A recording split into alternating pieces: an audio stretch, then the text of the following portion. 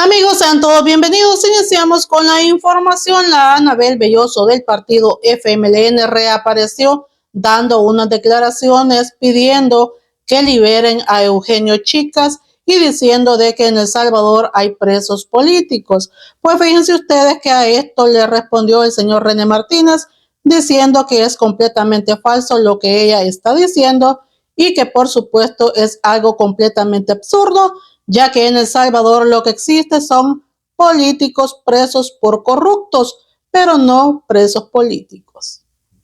Mis invitados esta noche sobre la denuncia que hace la exdiputada de la última fracción del Frente Farabundo Martí para la Liberación Nacional en la Asamblea Legislativa, Anabel Belloso, donde identifica a Eugenio Chicas como un preso político de régimen del presidente Nayib Bukele. Explica por qué tuvo que gritar Eugenio Chicas, por qué levantó sus brazos y por qué es considerado un preso político y exigen libertad para él.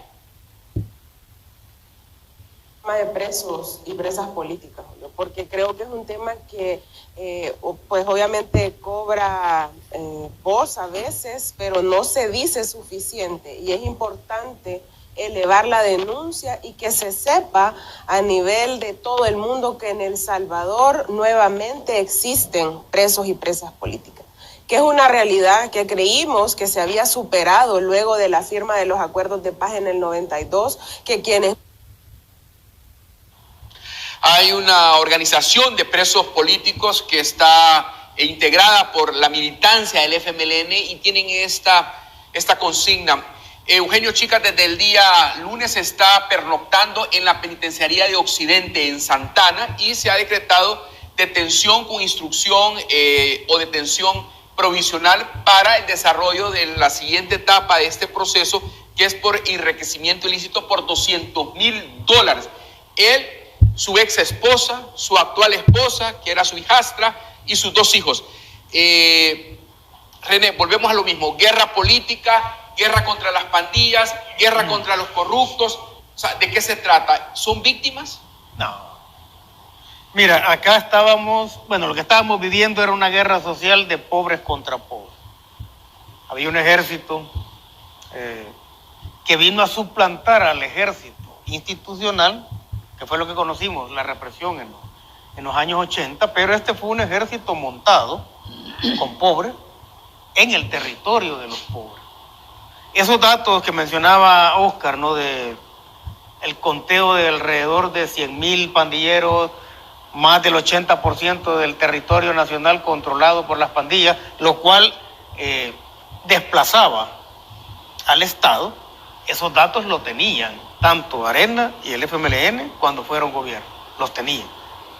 Pero esos datos los habían recabado ellos no para terminar con el problema, sino que para saber con quiénes iban a negociar. Y se hicieron muy, muy famosas las negociaciones en materia política, haciendo de los líderes de las pandillas los encomenderos. Ellos eran los encomenderos.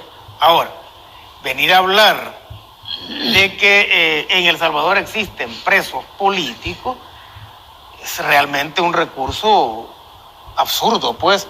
Es una vivencia que tienen muchos dirigentes del casi extinto FMLN de estar en las condiciones que se estaban en el pasado para tratar de lograr la movilización y acumulación de fuerzas que tuvieron en ese pasado. Pero hablar de presos políticos en este momento es definitivamente no comprender que es un preso político. En el caso de estos funcionarios no son presos políticos, son políticos presos, que es totalmente distinto, ¿no? Ahora, los presos políticos que nosotros conocimos en los años 70 y 80 eran perseguidos por cuestiones de guerra política, por pensamiento político distinto al de la dictadura militar en un primer momento, y durante todos los años 80, pues a los distintos gobiernos, al menos al par de gobiernos que hubo durante toda esa época. Pero eran cuestiones de carácter político. A estos se les está acusando de corrupción, ¿ya? Y la muestra más evidente y más palpable de que son culpables es el hecho de que salieran huyendo.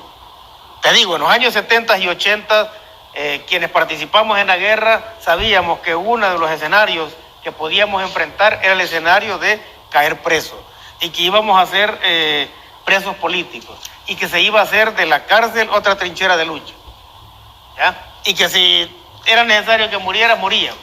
Estos cobardes salieron huyendo porque los están acusando de actos de corrupción. Claro, porque ese es el punto. Están hablando también que consideran esta captura y el proceso judicial contra Eugenio Chicas producto de una venganza política, han afirmado ellos, señalando particularmente la actual esposa de él, que se están vengando del pobre Eugenio Chicas, que es una persona que tiene múltiples enfermedades crónicas, necesita asistencia médica y están exigiendo que lo pongan en libertad.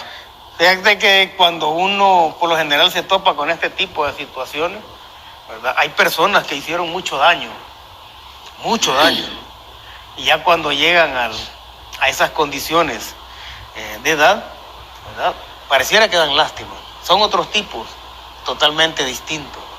Entonces la gente ya no se fija en todo el daño que hicieron, o no se fija en el hecho de que alguien estaba muy enfermo, pero igual de enfermo metía las manos donde podía para robar el dinero del Estado. O las batallas políticas, porque él reconoce, y la familia también, de que el pecado que él ha cometido es llegar a la Asamblea Legislativa con aquella medalla de no al Bitcoin y poner el ringtone de Cepillín. Mira, es una tontera esa. Nada que ver, hombre, nada que ver. O sea, un liderazgo político como el que tiene Nayib Bukele no se va a desgastar con presos políticos. Ese sería un desgaste innecesario que tuvieron. No, a él lo han procesado por enriquecimiento ilícito. Ese es el punto. En noviembre del año pasado la fiscalía se condenó. Son bajeros, eso es lo que dice el señor Oscar Peñate acerca de los rumores de que el Gordo Saade se habría gastado la deuda política en viajes y propuestas de matrimonio. Él dice que la eliminación de la deuda política, que ya es un hecho, pues es algo que el pueblo salvadoreño estaba esperando con ansias. Escuchemos.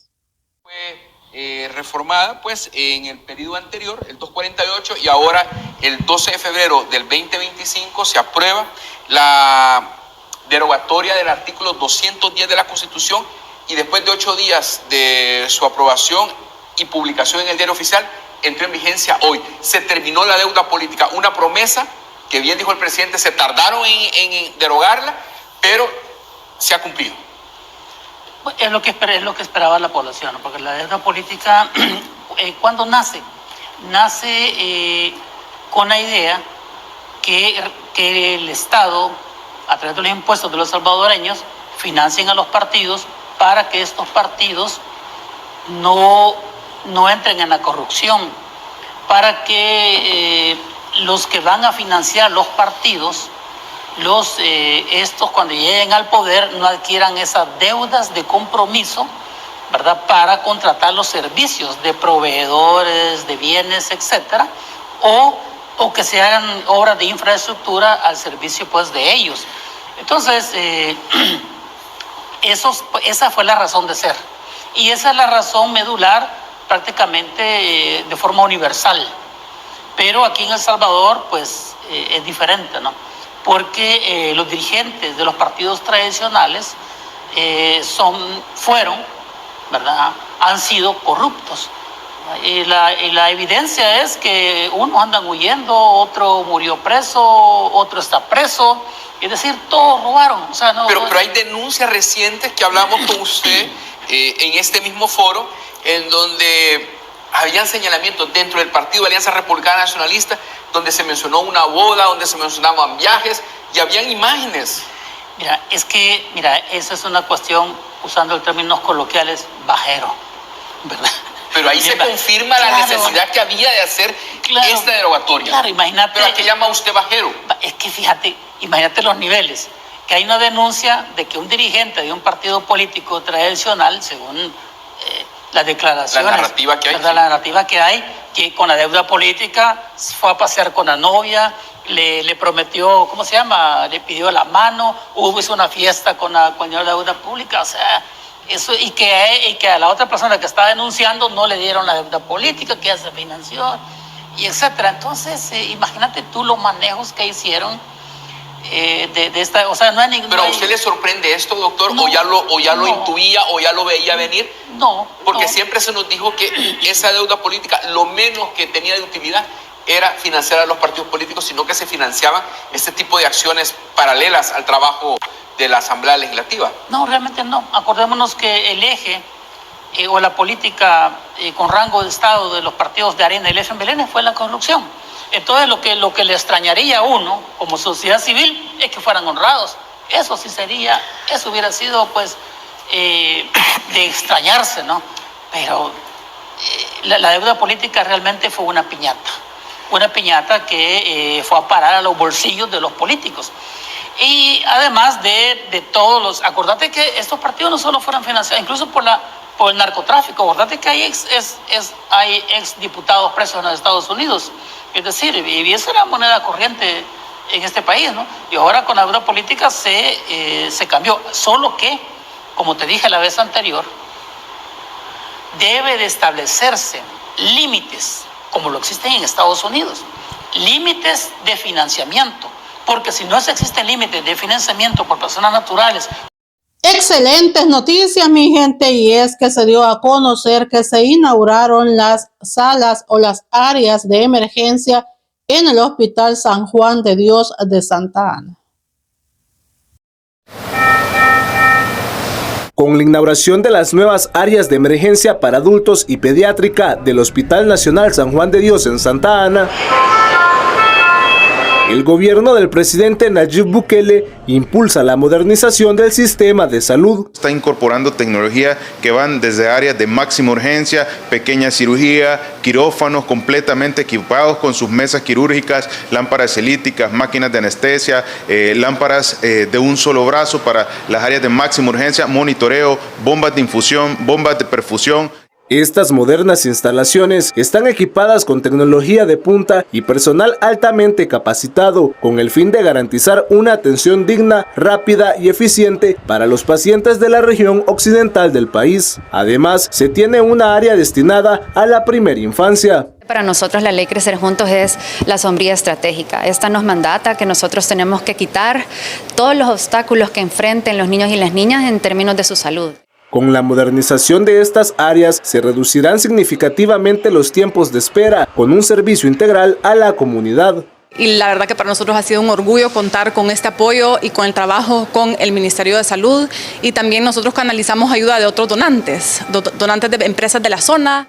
Este proyecto es parte de una estrategia nacional que incluye la construcción y renovación de hospitales, centros de salud y clínicas en todo el país, con el objetivo de garantizar una atención adecuada. Eduardo Trujillo, Noticiero El Salvador.